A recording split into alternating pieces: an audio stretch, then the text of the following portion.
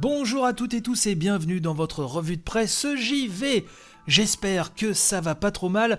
On va continuer à parler de Xbox aujourd'hui et plus particulièrement de Phil Spencer qui a fait quelques déclarations que je voulais vous rapporter ce matin. Hier on avait parlé de l'avis des rédactions sur la Xbox Series X et ce matin je vais vous rapporter tout d'abord j'ai vu ça sur un papier de jeuxvideo.com qui donc nous rapporte ces propos de Phil Spencer qui pense que les premières ventes ne sont pas représentatives de la popularité des machines, puisque c'est lors d'une interview pour Check News que Phil Spencer, directeur donc des Xbox Game Studios, déclare que les premières ventes donc des séries, ou même des PlayStation 5, pour parler de la concurrence, ne peuvent pas définir un perdant ou un gagnant, puisque les ventes de lancement ne seront pas le reflet de la demande, mais celle de l'offre. Bon, jusqu'ici, il a quand même pas tort, effectivement. Et ce n'est pas la première fois, nous rappelle jeuxvideo.com, que Phil Spencer évoque cette idée, puisqu'il avait déjà précisé le 16 octobre dernier, puis le 28 du même mois dans une interview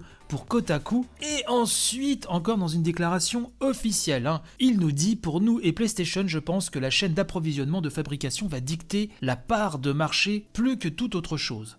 Alors les raisons de cette affirmation, nous dit jv.com, sont simples, c'est que les consoles sont produites en quantité limitée, vous le savez, donc tous les joueurs n'auront pas la chance d'obtenir une console next-gen avant la fin de l'année. Ces derniers devront donc attendre que les boutiques se réapprovisionnent, et puis il y a aussi la crise du Covid, vous le savez, qui n'arrange pas la situation. Lors de cette même interview, Phil Spencer décide également de revenir sur un sujet qui fâche, celui d'Halo Infinite, de sa présentation à son report. Il nous dit à ce propos, je cite: « Je voulais Halo Infinite pour le lancement, il n'y avait aucun doute là-dessus, mais la sécurité et la santé de l'équipe ainsi que la qualité du jeu doivent l'emporter sur tout le reste. » Et selon ce dernier, lancer Halo Infinite en même temps que la nouvelle gamme de consoles n'aurait pas accéléré les ventes. Bon, là, c'est peut-être aussi de l'autosuggestion, pourrait-on dire. Il nous dit: la première chose qui va dicter le nombre de consoles que nous vendons, ce n'est pas la concurrence et ce n'est pas non plus un Halo ou une gamme de lancement. Ça va être le nombre d'unités que nous pouvons construire. Et là, il revient donc sur sa première réflexion et il nous dit en outre, je cite à nouveau: je pense que l'idée de lancer Halo Infinite en même temps que la Xbox Series était plus une marque et un moment sincère pour nous qu'un choix critique pour le lancement.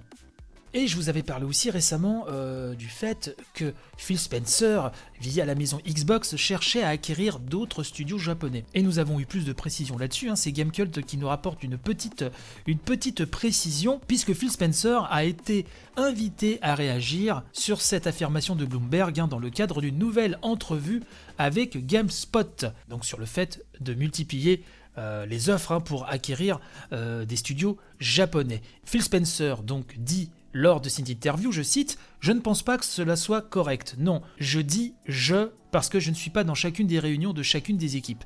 Mais en ce qui me concerne, je vais dire non. Vous savez, la plupart des opportunités que nous avons saisies étaient des relations de longue date, et donc nous ne sommes pas en train de distribuer des cartes de visite à tout va. J'ai parlé de mon affinité pour les studios japonais et repensé au temps où nous avions plus d'exclusivité développée au Japon. J'ai hâte que leur achat soit finalisé pour passer plus de temps avec Tango et voir leur travail. » Voilà, pour l'instant, on n'en saura pas plus. Et à l'heure où des vidéos, des tweets tournent avec des Xbox Series X qui fument, et il semblerait d'ailleurs que ce soit un gros fake des familles, la Xbox Series occupe donc l'actualité, c'est normal. Elle vient de sortir, donc la PlayStation 5 va suivre bien évidemment. Je vous donne rendez-vous demain pour une nouvelle émission. N'hésitez pas à partager un max, je précise que la revue de presse JV est disponible sur toutes les applications de podcast, y compris sur YouTube et Instagram. N'hésitez pas, portez-vous bien et donc à très vite. Bye bye.